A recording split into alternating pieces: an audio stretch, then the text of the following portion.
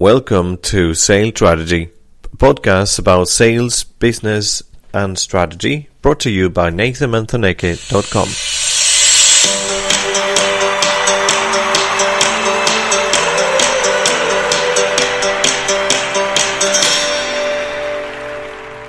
The impostor syndrome. Have you heard about that? Well, in sales, in business, a lot of people feel that impostor syndrome. I'm not sure. I had a conversation a long time ago, maybe 5 years ago, with a lady who was the chairman of a women-only organization, a networking organization. And we were having a conversation, and I was just saying, and maybe I'm getting into digging a hole for myself here, but I told this amazing lady, very professional lady, and I said, I'm not sure how I feel about women-only organizations, because what I think is that women can achieve more by engaging with mixed organizations, both men and women. And she said to me, Nathan, I can see your point. I can see why you feel that way. And it's true that women benefit from attending and being members of networking organizations with both men and women. But women-only organizations serve a very unique purpose. What they do, they help us overcome our imposter syndrome, to feel more powerful and to gain more confidence. And I never thought about that way, because I've never been a woman, don't plan on being a woman. And even if I try to be empathetic, I never thought of that way. It opened to me this idea. I said to her that maybe women think that imposter syndrome only applies to them, but it doesn't. I'm convinced that men are equally affected, or can be equally affected, by this lack of self-confidence as professionals and as entrepreneurs. And yes, some male may seem to be very cocky and very overconfident, but in reality, most of the time, the more overconfident a man shows that he is, the less of confidence he has, or self-esteem. And sometimes it's just a coping mechanism. So you have these ladies doing the wrong thing because they think that is going to help them with their self-esteem, and probably does help them with the self-esteem. And that helped me to realize that it's so important to work on your self-confidence. And I heard this idea from Susan Roth, a psychologist, that said that confidence doesn't exist in a vacuum. You cannot be... What I was thinking, what she meant by this idea, confidence doesn't exist in a vacuum. You cannot grow your confidence on your own by not doing anything different than what you are used to do. And this idea of self-confidence is something that you give yourself by working both in your skills, your abilities, your knowledge, your capabilities, but by working with yourself, basically. And it's something that we are not all that used to do. And that is, we are so busy. If you're a sales professional, you are after targets. You're chasing targets. You want to accomplish things. If you're a business owner, you're pushed for time all the time. So we talked in our previous episode about this idea on how we can better manage our time. But a lot of business owners are not using the time to grow the confidence of their skills, at least not some of them. So where does confidence come from? Well, it's a two-way street. It works in two directions, from the inside out and from the outside in. So what is the inner work that we have to do? Well, some inner work that you can do, what we'd said on our previous episode, book time in your calendar from me time.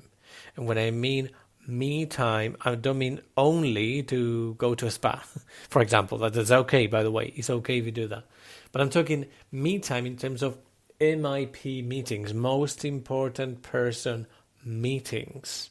What does that mean? Well, that means you book time for working in your own strategy. What do I want? What am I going to do? What are the key tasks and activities that are going to help me to achieve what I need to achieve. Some people, what we do is to coach or to go through a coaching process. And I've done that a number of times. And now I'm a coach myself, and I've been helping people for a number of years. Assertiveness trainings. You would be amazed the amount of people that come to me to book an assertiveness coaching process. Some people go therapy because they know they can appreciate that going through this therapy is going to help them.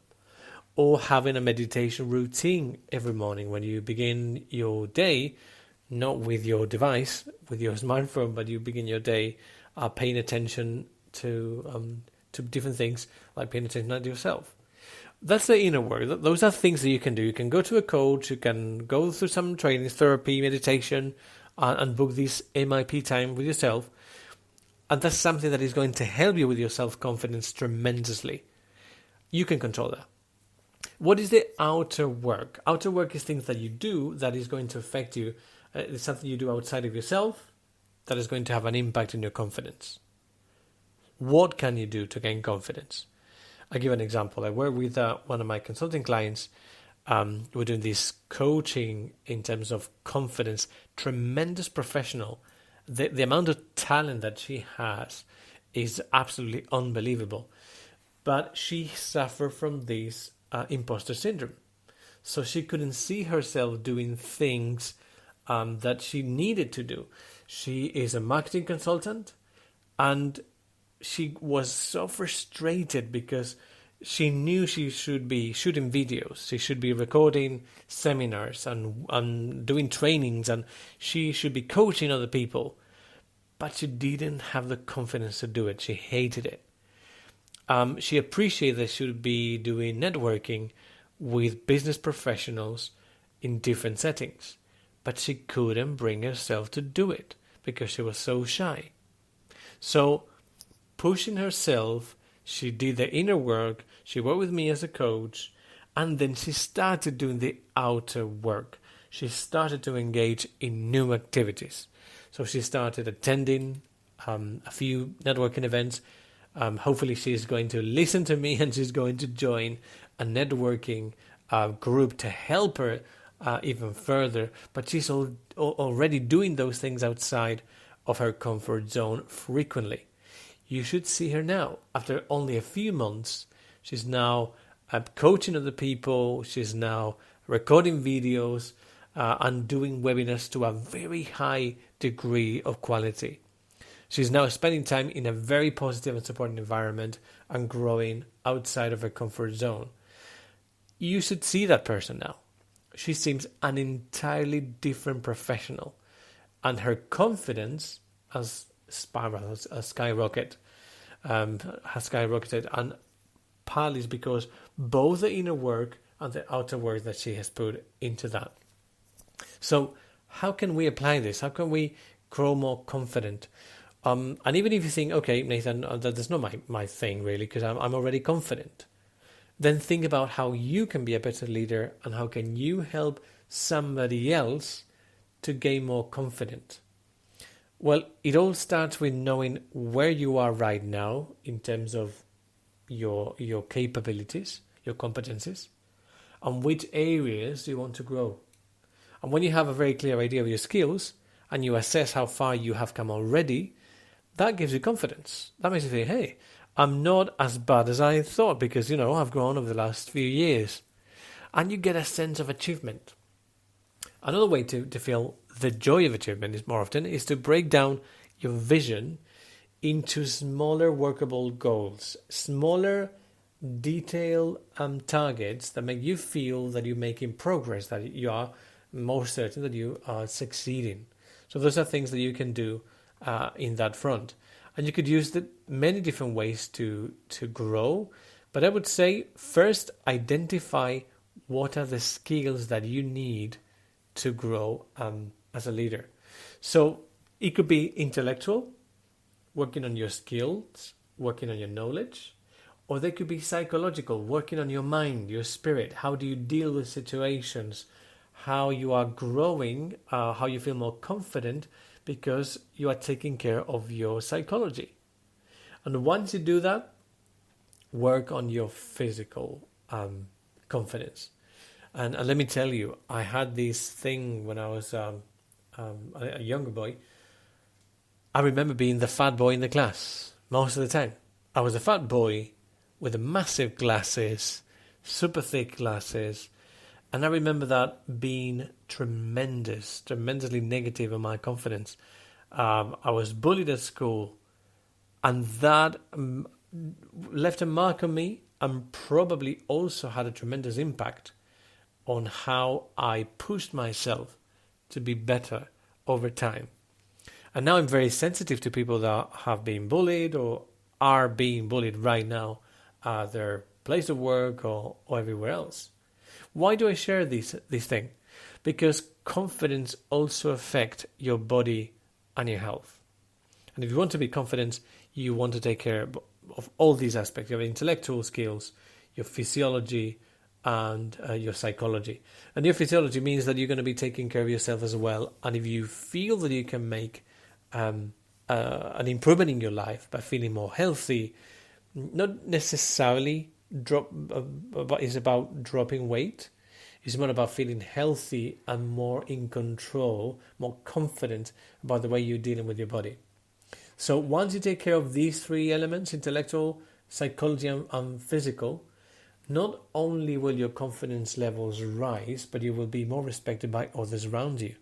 What I did was I reached 112 kilograms at some point in my career when I was an entrepreneur. I was busy all the time, eating kind of unhealthy because I didn't really pay attention to what I was eating, and I was just piling the pounds or the kilograms in there, and I felt not really great. I felt like not with enough energy, with enough flexibility, and I hated it. So I was a leader in business. I was coaching other people how to be more confident, and I wasn't confident at all about my body and my health.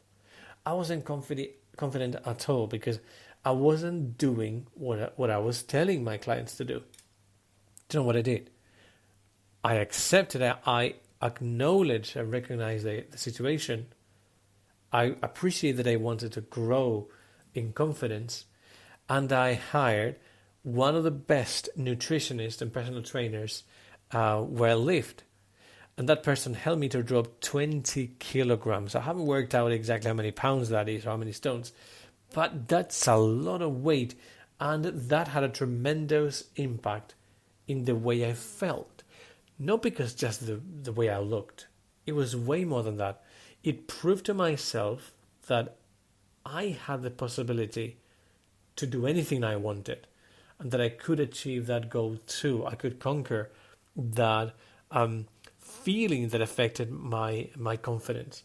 So my confidence level rose, and you can do the same thing. When you take care of these three elements, intellectual, psychological, and physical, you're going to experience the same thing, and you're going to be more respected by others.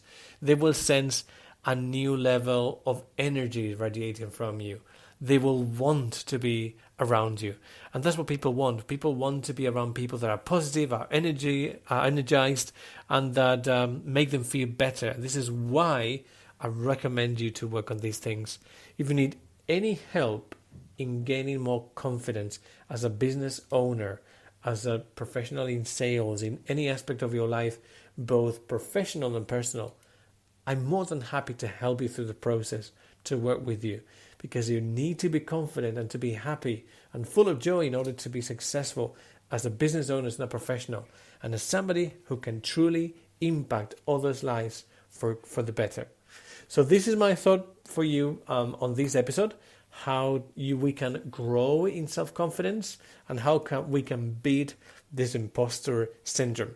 Leave your comments and share your ideas in the Facebook group, and also share your ideas on my podcast.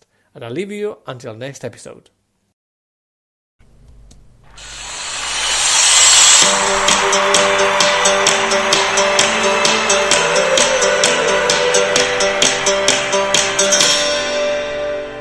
Thank you very much for listening this week. This is Nathan Manzaneke, a business owner and consultant in marketing and sales, and a speaker. So if you're an ambitious person and you're looking for advanced growth in your business to help you achieve your objectives, or maybe you want to know where to place your focus in your business for this current growth phase in your business, please come and visit nathanmanzaneke.com. I'll be more than pleased to help you with your objectives.